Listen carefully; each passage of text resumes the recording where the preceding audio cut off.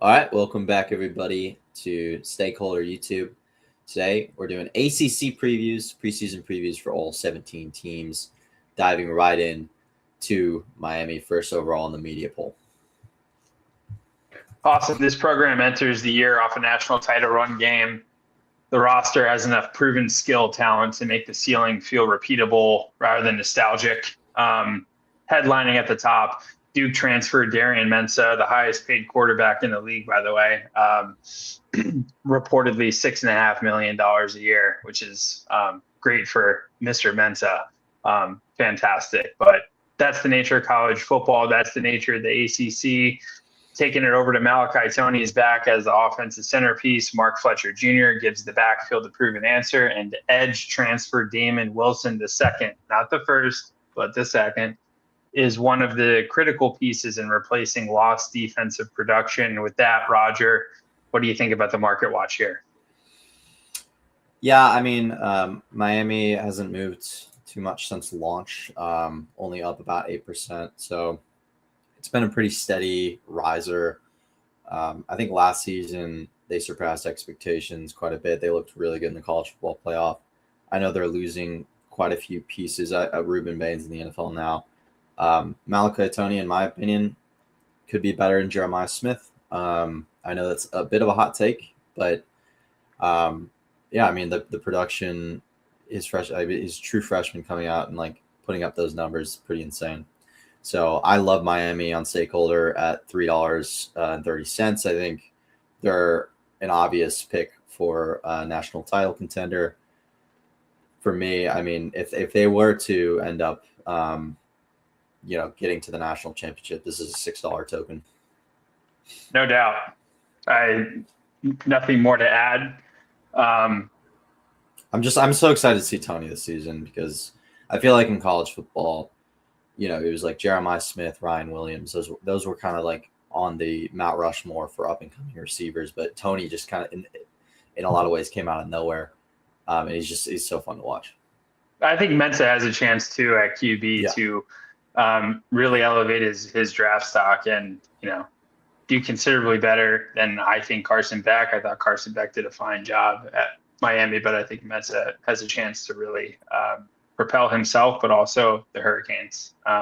So with that, you got it right with the U, and U goes at top. Scooting along here, what do we think about SMU? I'll give you a couple facts and findings here. So Kevin Jennings makes SMU one of the easiest teams in the league to trust. He returns after 3,641 passing yards and 26 touchdowns, and SMU has already shown that its ACC arrival was not a one-season novelty. The question is the supporting cast. The offense must replace major rushing and receiving production, which puts pressure on a reworked group of backs, receivers, and tight ends to become dependable quickly. The schedule creates early road tests at Florida State and Louisville, but it does not stack every contender into one relentless stretch. Again, with the market watch, curious about your take. I really like this team, but can they keep up with Miami? Well, easy answer there is no. I don't think they can keep up with Miami. But yeah, no, Kevin Jennings, very, very good quarterback. SMU has been disappointing since they launched on Stakeholder. They were one of the more expensive ACC teams, launching at $2. Since then, have dipped down to $155. I mean, I think the ACC championship is within their sights. I think they're one of maybe 5 or 6 teams that are really going to be like truly competing to get to Charlotte. So I'm inclined to throw them in that tier, but curious to hear your thoughts. Yeah, I'm kind of torn here. Love Kevin Jennings. I think he's a huge impact player. I thought they had, I think that they stack up nicely in this conference, although there's going to be a lot of new surprises this year. Looking at their schedule, again, I think they're going to be tested early at Syracuse. That's always a tough team. They're going to be tested again against Virginia Tech, fresh face with James Franklin, and then on to Wake Forest and then Notre Dame as well. And not to mention they they play a good Cal team. They also play Virginia, and they open up the season. My correction: they open up the season at Florida State, which is no walkthrough. So they've got some challenging games on the schedule. This is a coin flip for me on if they're going to be a premier team in the ACC or if these challenges are going to take the most of them. Yeah, and just to my closing thoughts on Kevin Jennings. I mean, it is super rare to have a quarterback with college football playoff experience. The game against Penn State, it was I believe 2024. I mean, that was brutal. If you watched it, he really didn't play well, but kind of bounced back and improved upon his first true season, which was 2024.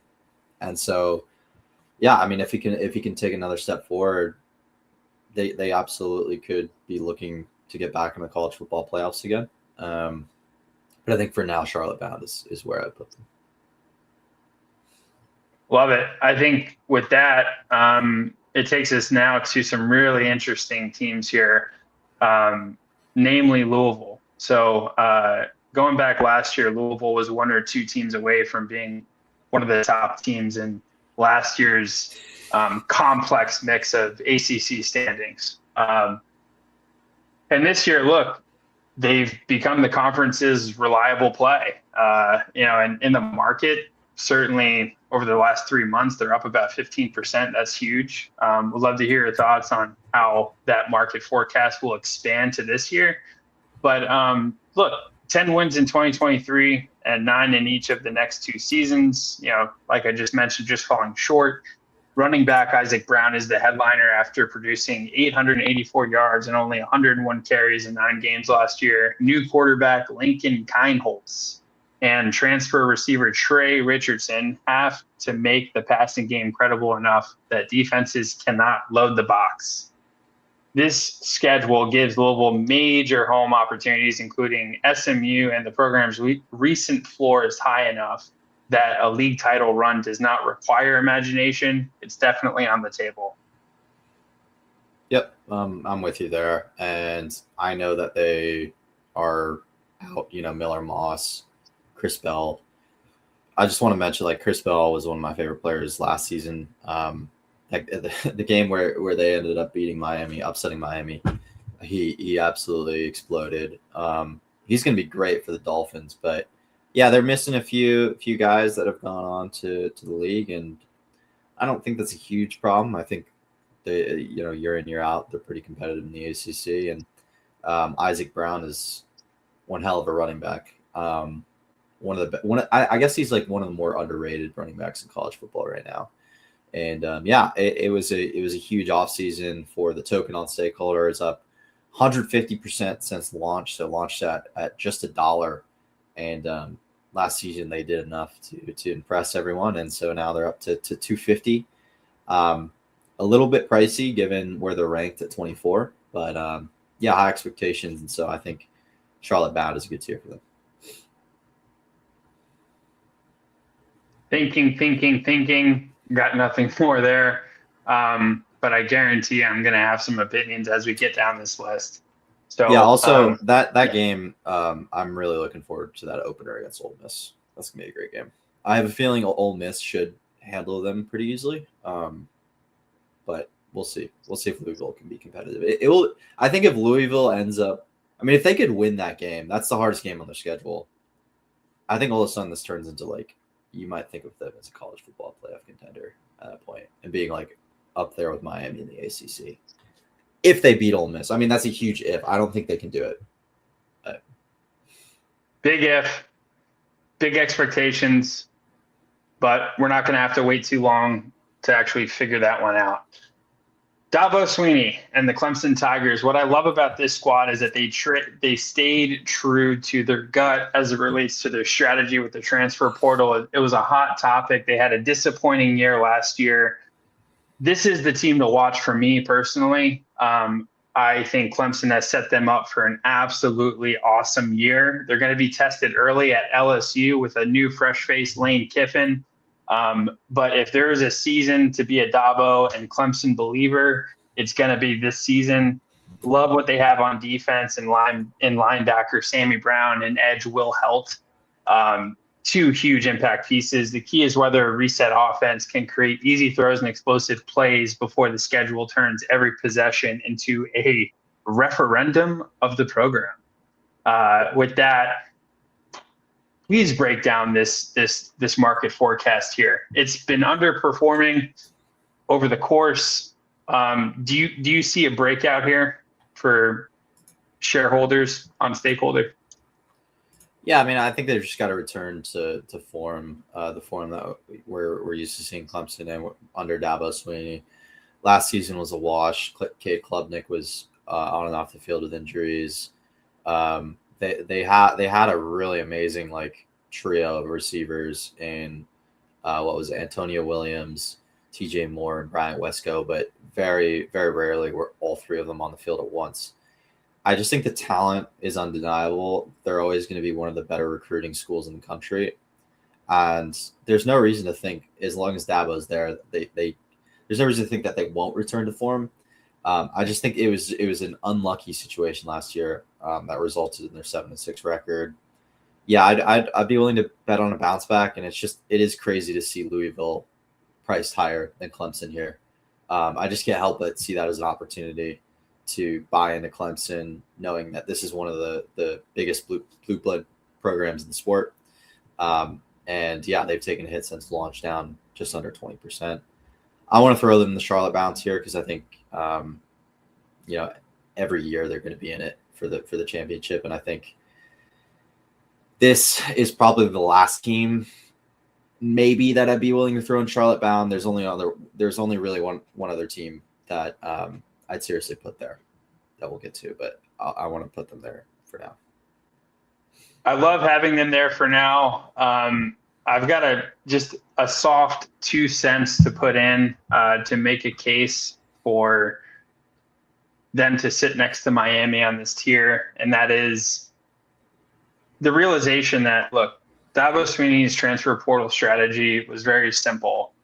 Player development in the long run will win, but the question is, how long will that take? I think the growing pains are over. I think this is where his system and his culture really take off with some refined returning players. That's my pitch for top tier. I don't know if it'll quite get there, but maybe we can revisit this at the end if there are any other surprises. But With that, let's keep Clemson there. Georgia Tech's your team. One of your teams. And so lead us in with the pitch on Georgia Tech this year. Yeah, I just have a lot of friends who went there. It's been a fun team to follow the last couple of years. I love Brent Key. He's an awesome coach, super underrated. They get Justice Haynes in the transfer portal. He's going to spice up their run game. He's an amazing running back. Haynes King off to the NFL. Jamal Haynes also off to the NFL. So,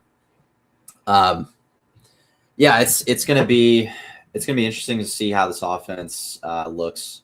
I don't know if Mendoza is going to end up starting. They have Mendoza's brother. I think his name is it Hernando? Alberto, yeah, not Alberto and Mendoza. Sorry. So yeah, I don't know if he's going to end up starting, but this is like one of the sneakier teams in college football.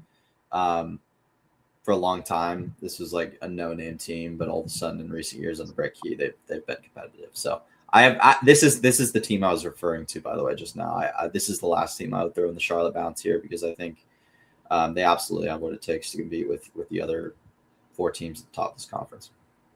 Yeah, going back, look what Mendoza, older brother, did last year at Indiana, and really becoming on getting the national spotlight in terms of his background story, how he grew up, what's this guy about. It became very clear that these Mendoza boys grew up in a very disciplined household, high value household. Does Alberto have the clutch gene that his older brother does? That's the question. I have no doubt that he will get opportunities this year if he doesn't start out as the starter. But my opinion is this has to be an answer for them. Mendoza has to be a part of the mix in order for this team to be Charlotte bound. Yeah. No, fair point. And yeah, I'm very, very curious to see if he is clutch like his brother. It reminds me a little bit of the Tagovailoa kind of situation 100%. where, yeah, like Tua ended up getting drafted, and then his brother ended up going to Maryland, and yeah, he was serviceable for them, but we'll see. On to the next team. Yeah, sorry. Priced at 185. Sure. If the Yellow Jackets break out and get Charlotte bound, where do we see this price going? Is this a 185 to 4 kind of price jump potential? Yeah, I mean, I think that when you look at the ACC and you look at the college football playoff landscape, you can't but help think you're really only going to have to max 3 teams from the ACC in the college football playoff. With that being said, Georgia Tech, if they were to be one of those 2 teams, right, you'd have to assume they at least make the ACC championship. Yeah, I mean, that's dreamland for them, and there's no reason they wouldn't be priced at $3, $4. But I just think it's everything has to go right. It has to be an absolute perfect season for Georgia Tech, and I think that's asking a lot because perfect seasons are rare, but you never know. You never know. And in sliding down to Virginia here, it just becomes readily apparent. We haven't even gotten to Duke. We haven't even gotten to Cal, and we haven't gotten to Virginia Tech yet. That shows how much of an improved conference this is. This is a much deeper conference than last year. There's going to be a lot more competition. And with that, UVA overachieved last year in a big way. Yeah. They had a steady presence in the top 25. They're getting transfer quarterback Bo Pribula. He's going to be the central piece for this team's offense. Certainly, there's going to be pieces around him. But with SEC experience, just watch out for UVA with Bo Pribula under center. If he stays healthy, if this team gets clicking, watch out. However, I think at the end of the day, this is a top 25 ceiling when you consider Miami, Clemson, and SMU. I mean, even throw Louisville in here. This is a very deep conference now. I think Virginia is a top 25 ceiling. And with that said, the value is still there on the upside. If this team creates steady upside, steady top 25 appearances, this price is going to go up. The APY is going to jump quite a bit too. I think an APY target and a price target for this team come mid-football season will be APY in the 20s and potentially shares hitting $1. But with that, I have to pause for a second and get your reaction. So I'm not going to say much about UVA because they're kind of my alma mater's rival. I'm a William and Mary guy, if you guys have heard of that. And do they even play each other? we do play each other, and they always win.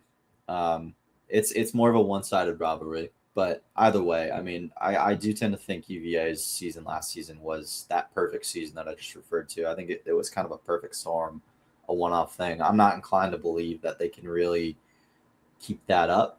But what I would say is that the price on Stakeholder, it's a very clear kind of proposition. It's like you either think that this is the standard now, that this is going to be a team that consistently stays in the top of the ACC. If that's the case, yeah, the price will go to 150, right? Otherwise, I mean, if they go back to being the UVA we know and love, then it's probably overpriced. So it's a pretty clear kind of bet here. Either way, I'm still not in on UVA. I think this conference is, like you said, a lot stronger this year. And so, yeah.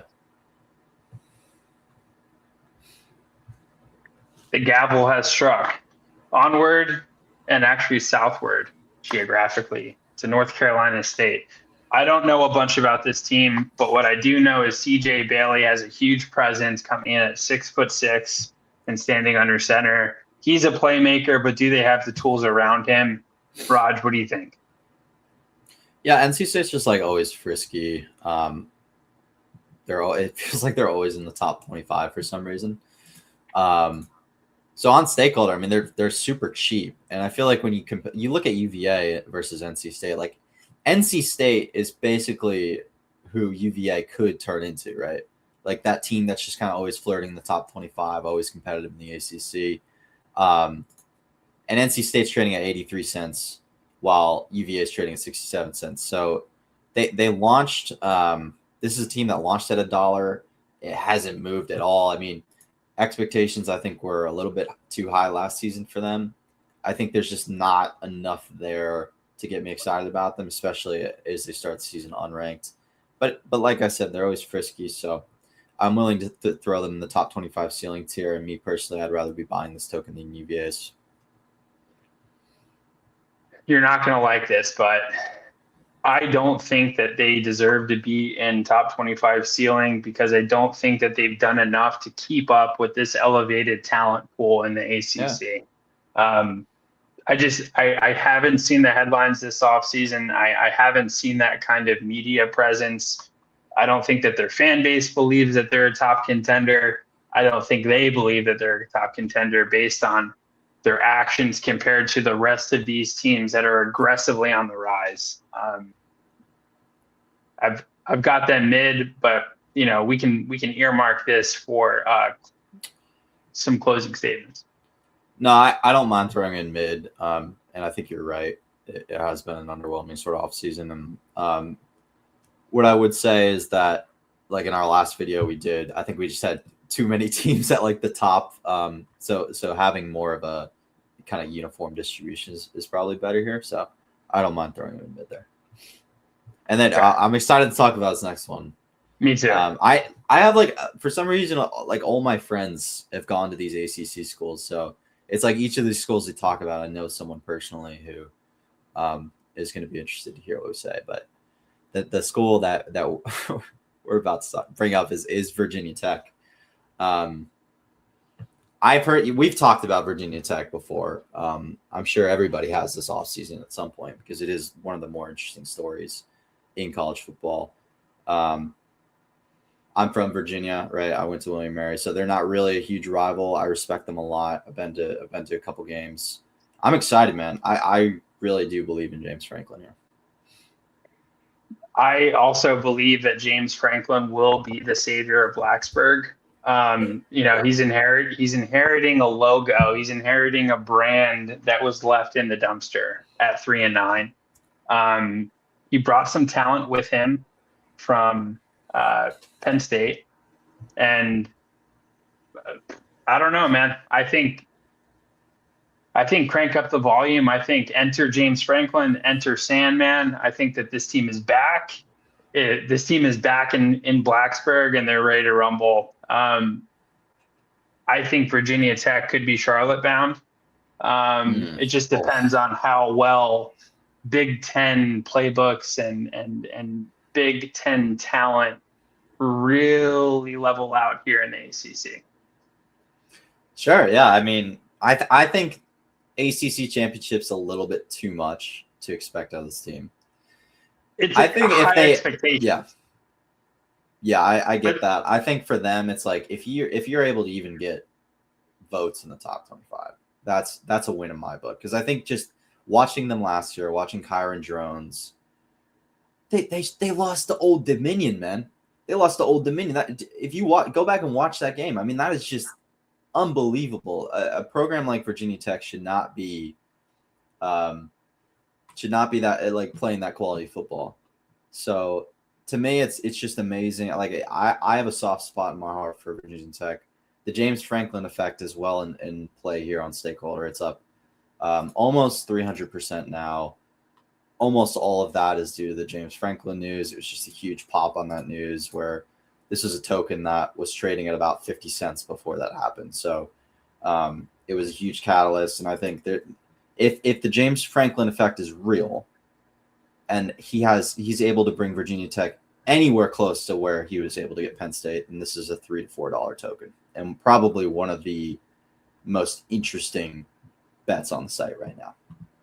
I agree. I don't think that they're ready to chase down Miami. I don't think that they're ready to chase down Clemson, but I do think that they're ready to go from 3-9 to 9-3, without a doubt. Yeah, absolutely. And so, yeah, moving on to Pitt. Okay. Yeah, I mean, look, can I get a pronunciation check on Heinschel. Heinschel? Heinschel. So Mason Heinschel. yeah, this kid, I guess he's like the second coming of Tom Brady or something, because he's expected to be really good for them this season. I'm excited to watch him. He's kind of like a dual threat QB. I don't know if it's enough for them to be competitive with these top teams. They were 6-2 in ACC play last season. Heinschel had just under 2,400 yards, 16 touchdowns in 9 starts. So if he can take a step forward, this is a top 25 team. Yeah, I don't think that there's any reason to throw them higher than top 25, and I'd be inclined to put them in mid, just because I'd like to see Heinschel prove it first. I think Heinschel will prove it. To Yeah. me, the question comes down when evaluating their win and loss column projection. I think it comes down to their defense, and it comes down to whether or not their offseason bets paid off, right? I mean, they're certainly not competing with the same budget that Virginia Tech might be, right? They had a huge capital infusion when James Franklin, came to town. I don't think that they're going to compete with resources with Miami, but they certainly have a shot to make a statement. And I think Mason Heinschel is a genuine talent. I think he's an NFL talent, and I think he'll get there regardless. And they had a great season last year. Look, 6-2 in ACC play. Like, they were in discussion for Charlotte contention last year. Mm-hmm. I think the top 25 ceiling is the right place to put it. Now the question is, when they get there, priced at 80 cents today, what does it look like? And touch a little bit on the potential reward ratio if the price discovery doesn't quite get to where the market thinks it will. Well, yeah, in order for them to earn rewards, they've got to be ranked. So yeah, if they're flirting with like 23, 24, probably around $1.20 is fair price there. If people are excited about Heinschel, they think that pick can potentially do more than that, then yeah, I mean, it could rise up to $1.50, maybe even $2. If this is a team we're talking about potentially being in Charlotte by the end of the year. Again, I just don't think that's likely. So yeah, getting into kind of some of the kind of teams at the bottom of the totem pole here. Starting off with Duke. I mean, Duke had a great season last year. Darian Mensah, obviously he's gone. That's a huge blow for them because I think he's going to be a Heisman contender with Miami, unfortunately for Duke. But yeah, I just think that the teams from here on out, there's not too much to be excited about. I think a lot of these teams have like glaring weaknesses that are probably going to make it really difficult for them to compete in this conference this year. And I just think their tokens are not really set up to succeed, even at price. And Duke is one of those teams that actually is up quite a bit because of what happened last season. But I would just worry that there's quite a bit of downside here without Mensah. So I'd be willing to throw them in mid. Yeah, I totally agree with you. I mean, it's tough to walk in Mensah's shoes. I love the way Duke finished off last year. They broke a lot of hearts and they put ACC conference discussion on the map and in a national way. Again, I don't see someone coming in and picking up the offensive contribution that Mensah had for them last year and now is bringing to Miami. it's so tough to put these guys mid or below, but I think that's where, look, I think the market has determined, right? They're at 60 cents a share. It's a basketball school with football hopes, right? Um, I think that sums up Duke football. Florida State. Let's talk about the guys in Tallahassee, shall we? So Yep. they open 11th in the media poll. It's the lowest preseason ACC position. Mike Norvell has gone 7-17 since 2023. So this is the That's pressure. Just brutal, by the way. Just brutal. Absolutely brutal. I mean, by the way, he's feeling it. Trust me. He's arguably one of the hottest seats in terms of like how hot is this dude's seat? Brought to you by Frank's Red Hot Sauce. It's freaking hot. Things that receiver Deuce Robinson gives the offense a high-end target, but the line and quarterback have to create enough stability for that talent to actually matter.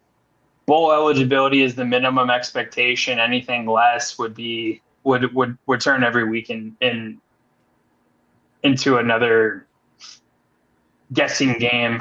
There's already enough talent. There's already enough catalysts in this conference. Do you think the media poll has them right? Do you think that this is an after the trash team? Is this Mike Norvell's final stand in Tallahassee? 7-17 is brutal. I hear you on Deuce Robinson. I just don't think it's enough to propel this team into the top 25. The reason I'm not throwing him in after the trash is because I believe in the blue blood aspect of the program. I think recruiting wise, it's going to help them long term. But at $1.50, I'm still not biting on this token, despite the history, despite the culture. At some point, they will. I mean, you'd have to think they will return to what we kind of expect out of Florida State. But for now, I am on the sidelines with this one. Let's take it to the West Coast. Cal enters year 2 under Tosh Lapoy, with a roster still being reshaped around his preferred physical style. Quarterback Jaron Kawi Sagapolutelli. I got that wrong. There's no need to guess. I got that wrong. Yeah, I'm not going to be able to correct you. So let's just meet in the middle. We'll just say JKS. Quarterback JKS is the upside piece. If he converts arm talent into weekly efficiency, Cal can reshape the lower half quickly. The supporting cast has to help him by running the ball and preventing long yardage situations. Where do you have this team? The media poll has him after the trash, frankly, coming in at 12th. Care to comment? I like the running back. There's big expectations out of their backfield, but just too many question marks, I think. Yeah, I don't have much on Cal. We're getting into kind of penny stocks at this point, and this would be one of them. I think the logic for a lot of these teams from here on out is just going to be, look, they're in a good conference. At some point, things can turn around. At some point, they can strike lightning, and that's kind of what you're hoping for. Cal, all I can say is that they have had a history of developing pretty good QBs, but has that actually ended up resulting in like AP top 25 success and playoff success? No. So not really inclined to take a stab at Cal here, but it looks like a couple of people have on the platform. And so perhaps that optimism surrounding the QB you're talking about is propelling them higher here. Perhaps. Where to next, Raj? Yep. And then just going on to Wake Forest. For me, watching Wake Forest last season, it was fun to see Claiborne play. I thought he was like one of the best running backs, honestly, in the ACC. He's now with the Vikings. I hope he can end up earning some playing time in the NFL. It'll be interesting. But 39 cents, like I said, kind of a penny stock here.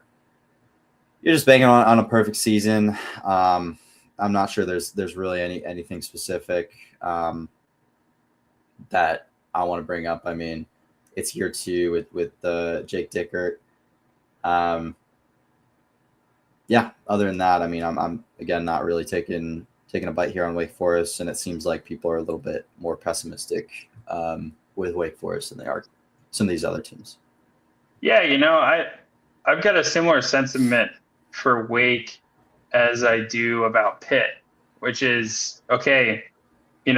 Really nice year last year, 9-4. Although 4-4 in conference, but a 9-win season has to have a hat tip with it. I just don't know if there's enough here that they've done in the off season compared to the rest of these incumbents that have really stacked their rosters. They've stacked their presence. I just don't see Wake Forest keeping up with the Joneses here in this, newly renovated. Like ACC got a glow up. They've got a glow up this year, and I don't think Wake Forest is a part of that. Not from a resources standpoint, not from an off-season move standpoint. Yeah, absolutely. I just thought Claiborne was like such a big piece of their offense. I just can't help but think that without him, it's gonna be rough. Moving on to Syracuse. This is the cheapest one we've talked about so far, just at 23 cents. I mean, like now things are starting to get interesting. I mean, 20 cents is like obviously very, very cheap. Kyle McCord, I remember him playing at Syracuse. That was kind of the best that I've remembered Syracuse in recent years. Getting into Fran Brown and the fact that he had that 10-win debut. He's now only 13-12 after that.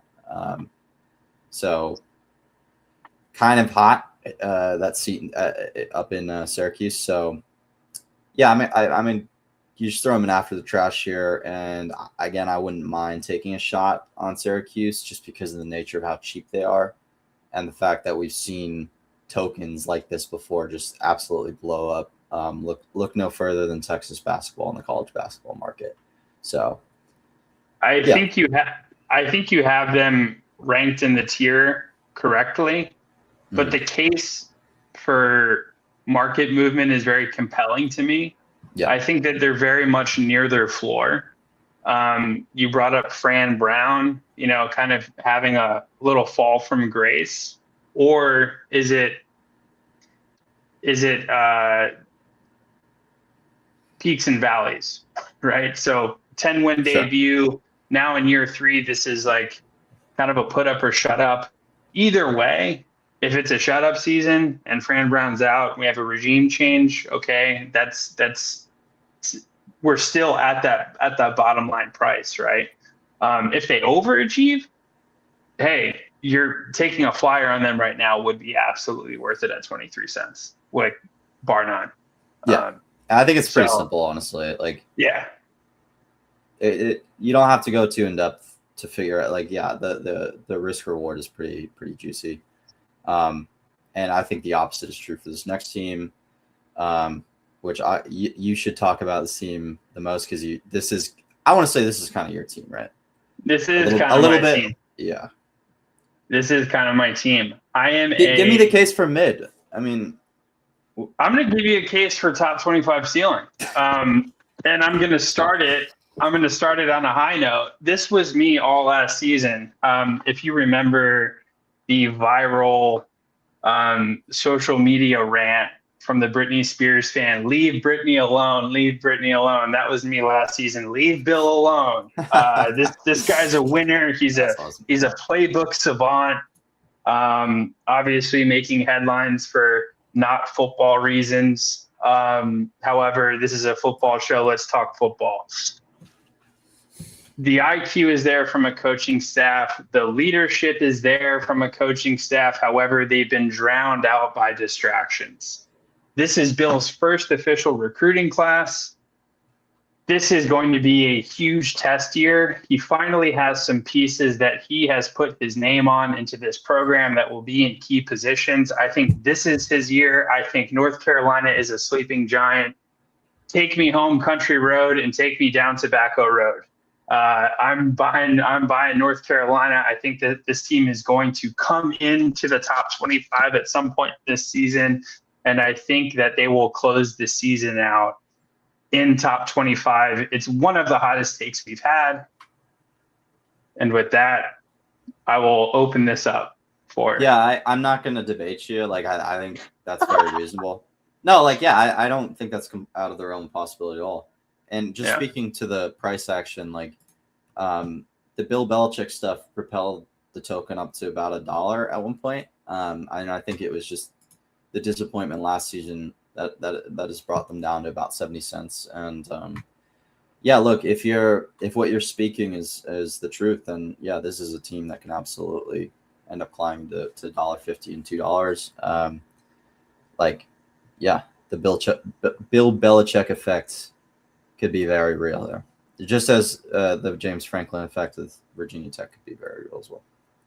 And look, I think last year that if you really break down their season last year, I mean, they were within a score in 3 or 4 games, and it just kind of like fell outside, like the result.